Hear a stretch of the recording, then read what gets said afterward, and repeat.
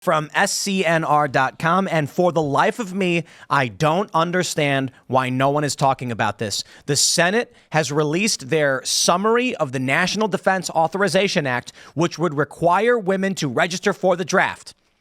This is big, okay? The House has already passed the National Defense Authorization Act. The Senate is now putting theirs forward, which includes requiring women to register for the draft. National Defense Authorization Act would require women to register for selective service. Rep. Roy responded to the news, writing, quote, "You can go straight to hell over my dead body." The U.S. Senate Armed Service Committee version of the NDAA for fiscal year 2025 would automatically register women for the draft. Heck, they don't even got to do it. They're forced to do it. The committee approved the bill with a vote of 22-3. The Strengthening the Joint Force and Defense Workforce section of the NDAA says the Military Selective Service Act would be amended to require the registration of women for selective service. Since 1917, when the Selective Service was created, all men ages 18 to 25 have been required to register. However, there has not been a draft since the Vietnam War. Must read Alaska reports. In 2017, Congress created a commission to study the matter of adding women to the draft. The commission's final report required by the 2017 National Defense Authorization Act recommended that women be drafted. This is a necessary and fair step, making it possible to draw on the talent of a unified nation in a time of national emergency, the 11 commissioners wrote in their final report. The effort has failed in previous years, versions of the NDA, but this year it looks like it may pass. Senator Jack Reed of Rhode Island, a Democrat, has been one of the biggest advocates of adding women to the selective service. Republicans, including Rep. Chip Roy of Texas and Senator Mike Lee of Utah, have been pushing back forcefully. I'm with Democrats on this one. I am 100% with the Democrats on this one. I don't understand why Republicans think it's okay that women get civic privileges without civic responsibilities. And so long as we have a 19th Amendment, women must be drafted. And I will add, drafting doesn't mean combat. Doesn't mean you put the women on the front line. They can do tons of different jobs, like janitor or chef, cook. PR officers. They can do daycare, right? They can do all of these jobs and not fight. I think women going to combat would be a terrible idea, and I think potentially, in wartime, maybe you need more bodies to do sort of administrative stuff at home. But generally, I think drafts are for boys, and I think it's a bad idea to mix women in because they'll just end up competing for the right to be in combat, and that's a bad idea because it risks everyone's life. Telling women that they have to machine parts for tools does not mean the debate. I don't like these arguments where people say if X, then you are guaranteed to get women in combat. When we say women should be required to engage in some kind of civic service in the time of national emergency, whether you want to have a debate over combat is still an entirely separate conversation. And if women want the right to vote, then they are going to war. And that means making guns in factories. That means driving transport vehicles, transporting domestically, maybe delivering cargo. Men can go and fight, and women can drive trucks transporting weapons and munitions to military bases domestically. I'd be happy to do all of that, and I'd be happy to draft women to do it, but I don't think it should be the military because I don't think afterwards they should be able to qualify for the GI benefits. If you went to war, if you have seen combat, I think you should be treated differently than someone that we intentionally said, you have to do it, but you get to stay in a factory. That's a totally different thing. I'm happy to set up a civic service corps for women that they have to be drafted into, but I don't think that they should be in the military because, again, the military comes with benefits. There's also there was a lot of just inherent danger to women beyond what is dangerous to men in the military, the kinds of things that they have to deal with as threats. I mean, there's certain types of assault that men typically are not subject to. There are, the fact that people might go out of their way a little bit more to save a woman than a man.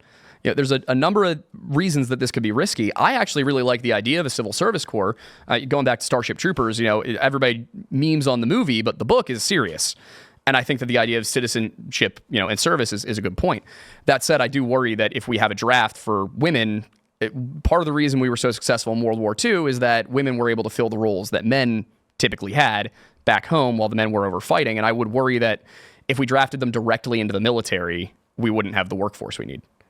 I'm going to give a shout out to Josie, the redhead libertarian, who said, here are the names of the sluts for war who want to conscript your daughters for World War III because they know your sons won't be enough to satisfy their bloodlust. Wow. Tell us how you really feel, Josie. Nope, I'm still with Democrats on this one. I reject the notion that there are second-class citizens in this country. Men should not be forced to die for other people who don't have the same responsibilities. I reject it outright. Now, that being said, if you want to negotiate rights and privileges versus and how civic duty operates, then we can have that conversation. I reject Mazie Hirono and Kristen Gillibrand and Jean Shaheen, who I'm assuming is a woman. They have no right to vote for war if they're not subject to it. So my position is, so long as we have a 19th Amendment and we have female politicians who can vote on when I have to die, I say, so do they. Now, unfortunately, and let's be real, all of the members of Congress are too old to be drafted. So even the men are voting for young men to go and die for them. And I think that's wrong. And I love that back in the early 1900s, there was like an attempted amendment that said, if you vote in favor of war, you volunteer for it automatically. I like that. That's what I want to see. I want to see this. How about we say this? Okay, no women for the draft. Compromise. No one for the draft. But any politician who votes for any kind of war provision has volunteered for it. Yeah. In ancient Rome, senators led armies. You know, hell, in the medieval period, bishops led armies. And these guys are sitting back in D.C. in a nice air-conditioned office while there's a bunch of guys my age and younger getting shot at in the Middle East in the desert.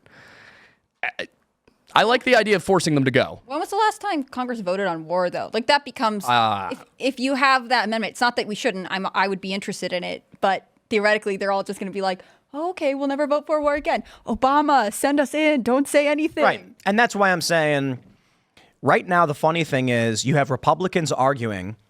Oh, this is so annoying. When the suffrage movement happened, there was a massive movement against it because women did not want civic responsibility like fire brigade and military service.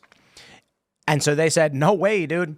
And so the compromise was spineless, weak men decided to grant privileges to women and create and push men into a second-class citizen status where they have to fight and die for people who can vote for them to go fight and die. I don't care if you're a man or woman. I don't care if it's based on gender lines or any other lines. The idea that one group of people gets to vote for the other group to go fight and die, I think is wrong. And so whether it's the rich and the poor or men and women, I reject that. And this is the problem we've always had first in the country is that the poor people are used as cannon fodder. Rich people, if their kids got drafted, they would pay to get someone else to go do it. I don't like that as well. But to be fair, at least there's still like a free market thing going on. You know, some rich dude says, you go take my son's place, I'll give you a ton of money. And they could say no. And they should say yes because they want the money. So it sucks, but it's not as coercive. You're offering someone something in exchange. With this and women's suffrage, they basically said, all women can now vote to go send men to die on their behalf. Okay, now hold on. Men used to choose to go fight wars on behalf of the women they cared about, their children, their families. Now you've got crackpot, psychopath, just sociopath individuals in Congress, and men and women alike, voting to send people to go die for what? Ukraine? For war, for oil in Syria? So what's pissing me off right now is Republicans being like, we will not allow our daughters to be drafted, but they will get all of the rights, they will get all of the privileges, and they have no responsibility. Except taxes, I guess. I'm like, nah. Like, you want equality, you get equality. Right now, it's going to be really weird, too, because a bunch of, like, Gen Z women are probably going to be on the Republican side on this one. You know, yeah. Well, you see all the memes that come up where it's like, you know, women required to be in draft and women and it's like feminists and they're all making sandwiches or whatever. Like, I don't think women always think through the things that they're asking for in terms of legislation. I think that this idea that they already have the option to go into the military. They already have the option to try and be a part of civil service. Mostly what's happening is they're saying, well, we want to be allowed to, but we don't actually feel any obligation to contribute to these communities. There was a poll done a couple of years ago in 2021 that found the majority of Democrats and 18 to 39-year-olds were in favor of women being drafted. So this may be a hot take, but I just don't think there should be any draft at all. Ever, unless it's like we're being attacked. I'm sorry, but if we need to go over there, we never need to go over there. We can stay here. That is an option. We have the greatest Air Force in the world. We also have the second greatest Air Force in the world. It's in our Navy. We don't need to go anywhere. we can stay here. We do not need a draft. We have an all-volunteer army. If we have that, I don't see any reason to have a draft. If we get attacked, if Russia or China come here, sure. But that's why we need a draft. So the issue of whether we need a draft is unrelated to the fact that we have corrupt government officials that would exploit a draft to go send people to die so that they could, I don't know, build more weapons and secure oil so they can expand their businesses or something like that. We should be focusing on securing our borders, bringing jobs back here, having strong community, building families. Instead, you get the Democrats, and it's really obvious why they want to draft women. World War III is a coming, baby.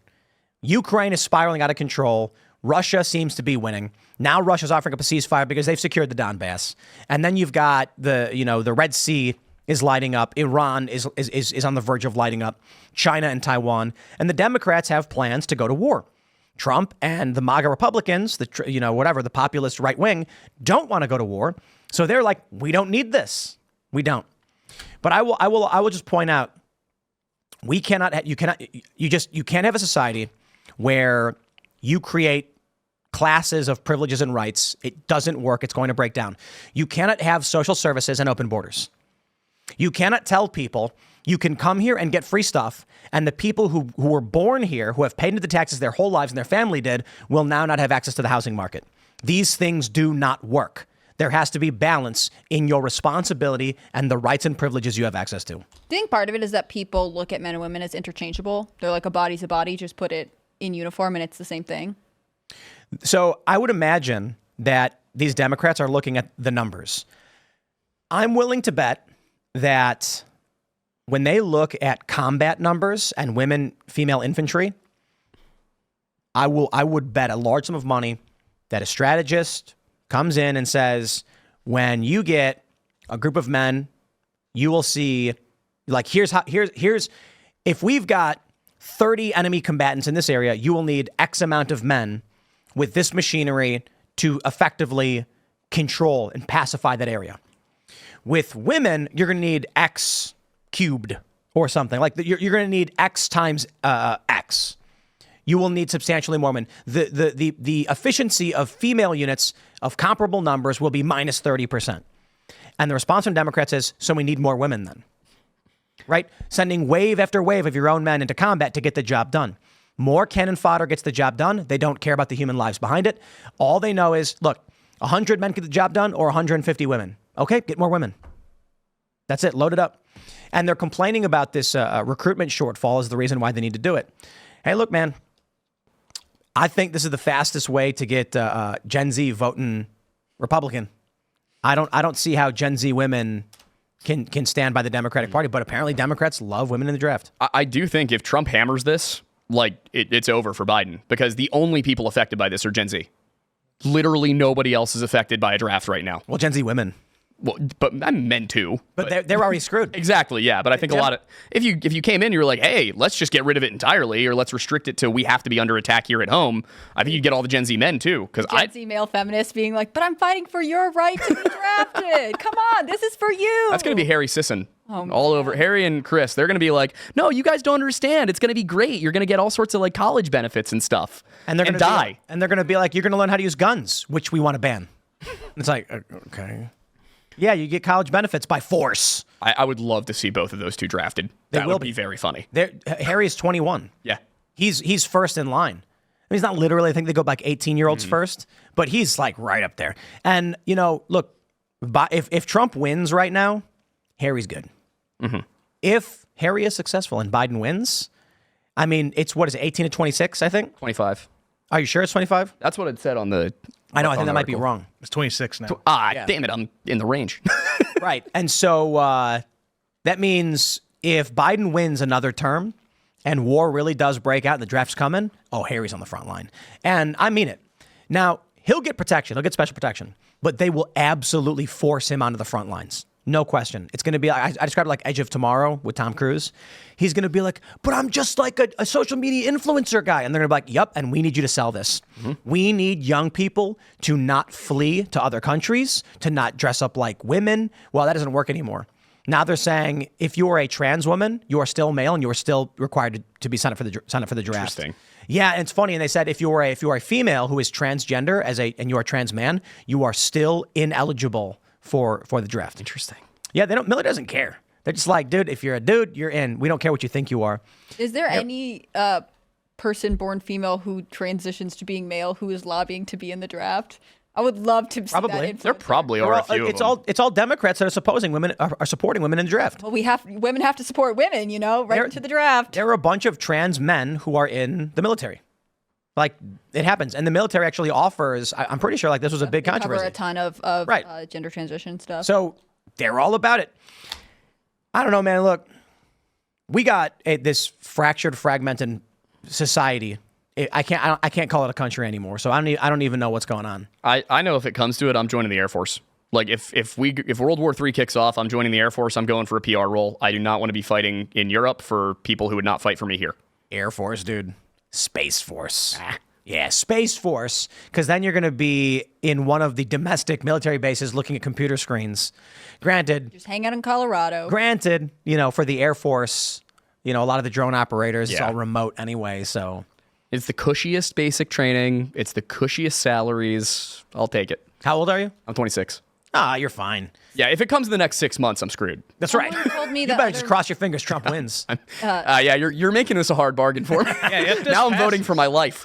If this passes, I'm telling you right now, the next president is going to matter even more so with Russia and Cuba again. With everything that's been destabilized around the world with the weak leadership in this Oval Office and actually part of the uniparty that's warmongers to begin with, this is going to matter to women of military age at that point. This is going to matter to women who want to get married, want to settle down, become a mother, who are now potentially going to have that ripped away from them from a uniparty who wants to go to war for profit. And this is going to be a huge red wave for Trump in November to undo this. That's exactly what's going to happen. That's my prediction. If this passes, Trump wins by, instead of winning, he'll win the popular vote. Like, not only will he win the Electoral College, he'll win the popular vote by several million votes if this passes, because Gen Z women are going to go to college, or want to get married, or going to become mothers. They're not going to go to war. Is it going to pass? I do not see how this doesn't pass. I don't know. Manchin, maybe? Well, didn't he vote for it in the committee? What, really? I thought. Oh, you're right. His name's up there. He did. Way off. He did, dude. but you know who totally passing. You know who we might get is Fetterman, because that man is a loose cannon at this point. No one can predict what he's about to do. No way, dude. He's for it 100%. He's going to be like, Israel needs to support. That's true. Yep. You're I think Ladies, line up. I think the other problem, though, is like we're going to draft basically anyone who has a potential to save our declining fertility rate, right? Like, we're going to be like, maybe that's the plan, we man. could grow the population, but we could also blow them up. So maybe that's a good idea. Like, I don't understand what the long-term thinking on this is at all. Well, you can't just keep being like, but feminism. This is going to force the narrative. Are we or are we not biologically different? This is going to force that narrative. The feminists that have been trying to, carve out women's rights for all these years are now being faced by being canceled as women, whether it be sports or now being forced into the military. This is going to force the argument, are we biologically different? Not far as rights, but far as biology. And this is going to force that fight. This is going to force them to answer, because he just said that they're already saying, if you're born a dude, sorry, you can't identify as a woman in the military. You're still a dude. So, it's already forcing that narrative to come to light. And at the end of the day, I think common sense is going to prevail, and it's going to be a red wave for Trump. And I think we're winning our friend over here, because I'm sorry, When you make it about whether I live or die, yeah, I get it. Now hold on. I just understand the draft doesn't stop at 26. Oh, yeah. It's just you're first in line. So the way it would work is they're going to go for the 18-year-olds, and it's going to be, I think how they do it is like a lottery. They'll go by social security number and pull random, and then you'll numbers. Right. And then they go up in age by requirement. So getting to 26 would be really crap. If World War III happened, okay. But here's the good news. If you turn 27 and Biden is still president, oh, dude, line up. 27 is not far off from the rest of them. So if they go through the standard batch, and I got bad news for you, fertility rates are down. So there's not nearly as many Gen Z available as there were, say, millennials or boomers or Gen X. And we're hilariously out of shape. Thanks for checking out this clip from Timcast IRL. Make sure to watch the show live Monday through Friday at 8 p.m. Subscribe to this channel, and we will see you all there.